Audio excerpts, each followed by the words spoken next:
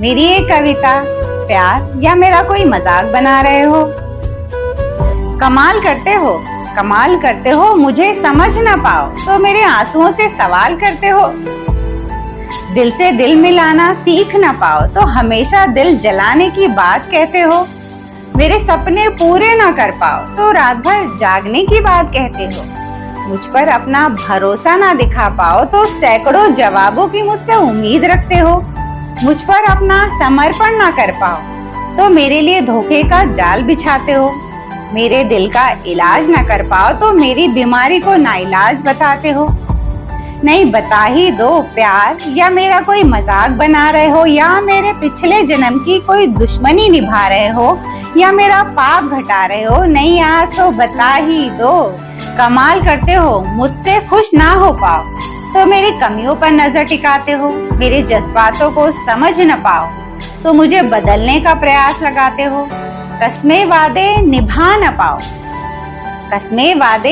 न पाओ तो मुझसे नजरें चुराते हो। वफादारी मुझसे कर ना पाओ तो मुझसे रिश्ता बचाने की गुहार लगाते हो। सच्चा प्यार मुझे दे न पाओ तो मेरा प्यार से भरोसा उठवाते हो। जीने में मजा यूं ढूंढ ना पाओ तो मुझे अपना टाइम पास बनाते हो। नहीं बता ही दो प्यार या मेरा कोई मजाक बना रहे हो, या मेरे पिछले जन्म का बकाया कोई हिसाब चुका रहे हो, या मुझे किसी इम्तिहान में फंसा रहे हो। नहीं आज तो बता ही दो। Thank you so much. आप सब ने अपना कीमती वक्त देकर मेरी इस कविता को सुना और मुझे उम्मीद है मेरी कविता आप सभी को बहुत अच्छी लगी होगी। और अगर अच्छी लगी हो तो मेरे वीडियो के ठीक नीचे एक रेड कलर का सब्सक्राइब बटन है, उसे दबा दीजिए ताकि मेरा हर नया वीडियो आप तक आसानी से पहुंच सके और मैं आप सबके दिलों तक भी आसानी से पहुंच सकूं। तो आज की मेरी कविता का शीर्षक है प्यार या मेरा कोई मजाक बना रहे हो। अब इस टॉपिक पर मैं आप सभी से थोड़ी बहुत बातें करूंगी। तो देखिए ये बहुत ऑब्वियस है कि अगर कोई आपके प्यार का मजाक बनाता है या आपके दिल को कोई खिलौना समझकर खेलता है या टाइम पास करता है और चला जाता है तो दिल बहुत दुखता है, हमें बहुत तकलीफ होती है। कई बार इतनी तकलीफ होती है कि हम उस दर्द से बाहर नहीं निकल पाते हैं। प्यार पर से भरोसा उठ जाता है बहुत से लोगों का। लेकिन यकीन मानिए जब कोई दर्द जो है कि हमारे दिल की बहुत गहराई तक जाता है ना, इतनी गहराई तक कि जहाँ कहते हैं ना कि हृदय की गहराई में जो है कि अनाहत चक्र में हमारे ईश्वर स्वयं विराजमान होते हैं, जब वहां तक हमारा कोई दर्द पहुंच जाता है तो तब जो है कि ईश्वर से हमारा जो है कि कनेक्शन हो जाता है, हमारा जो है कि जुड़ाव हो जाता है। जब बहुत गहराई तक आप दर्द को पहुंचा ले जाते हैं तो। और अगर आपने सामने वाले को जवाब नहीं दिया, आपने कोई भी जो है कि उसके साथ लड़ाई झगड़ा नहीं किया, कुछ नहीं कहा उसे, पर आपके दिल दुखा, बहुत गहराई तक दुखा है, तो ऑब्वियसली आप जो है ईश्वरीय शक्ति को कनेक्ट करते हो, क्योंकि परमेश्वर गवाह हो जाएंगे इस बात की कि किसी ने आपके दिल को बहुत बुरी तरह से तोड़ा है। इतना दिल तोड़ा है कि वो आहें, वो तकलीफ हमारे ईश्वर तक जो पहुंच गई, तो उसका जवाब तब ईश्वर देते हैं। तब ब्रह्मा जी वापस अपना बही खाता खोलते हैं उस इंसान के लिए, शिव जी अपनी तीसरी आंखें खोलते हैं और विष्णु जी भी हमारी गुहार को सुनते हैं।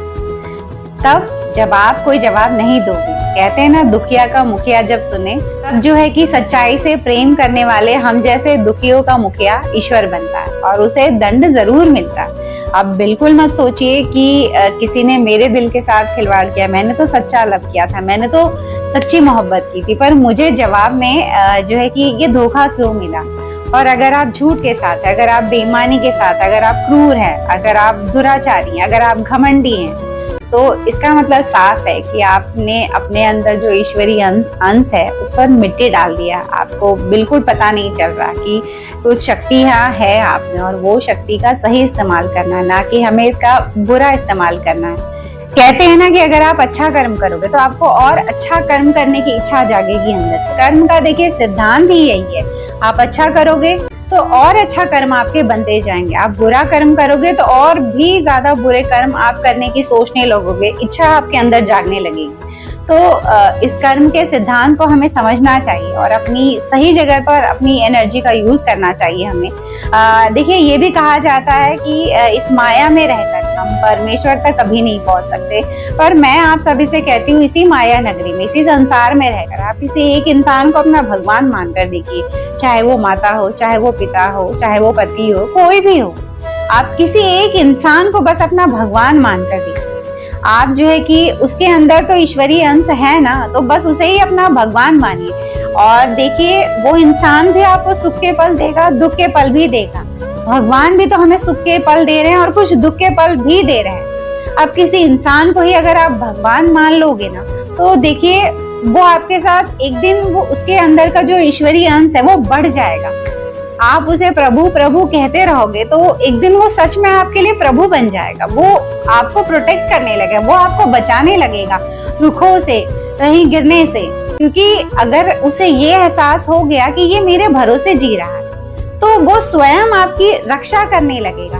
और देखिए अगर आपको भगवान तक पहुंचना मुश्किल लगे ना, तो इंसान के अंदर जो भगवान का अंश है ना, उसे ही पूजिए। आप उसे ही पूज कर भगवान तक पहुंच सकते हैं, क्योंकि आपने उसके अंदर के जो ईश्वरीय शक्ति है उसको पूजा, तो ऑब्वियस है वो शक्ति उसकी भी बढ़ेगी और आपकी श्रद्धा भी बढ़ती जाएगी।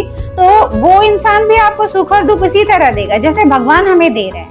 वही साइकिल चलेगा, कुछ नहीं बदलेगा। क्योंकि देखिए अगर आप सभी को ईश्वर समझना शुरू कर देंगे तो आपको ईश्वर को ढूंढने की जरूरत नहीं होगी। प्रभु को हर बार आपके लिए जो है कि आना नहीं होगा जमीन पर। आपने अगर इंसानों में ही ईश्वर को देखना शुरू कर दिया तो सोचिए कितनी अच्छी बात होगी। आपका ईश्वर आपसे बातें करेगा, आपके साथ बैठकर खाना खाएगा, हंसेगा, बोलेगा, आपको मौका देगा घर आकर आप उसका सम्मान करो, आप उसे कुछ उपहार में दो। कितनी सारी अच्छी बातें होने लगेंगी अगर हम एक दूसरे के अंदर जो है ईश्वरीय शक्ति को ढूंढने लगे या देखने लगे तो। और बहुत कठिन रास्ता है, मुझे ये आसान लगता है कि हम इंसानों के अंदर ही भगवान देखना शुरू कर दे। कम से कम हमारे कर्म तो सुधर जाएंगे। और आप सभी मुझे कमेंट करिए और बताइए कि आपके भी प्यार का क्या किसी ने कभी मजाक बनाया है या आपके दिल के साथ कोई खिलवाड़ किया हो। ये मुझे आप कमेंट करके बताइए। और चलती हूँ एक और नए वीडियो में, आप सबसे मेरी मुलाकात रहेगी। तब तक उसे दोस्ती बनाए रखिएगा। किससे?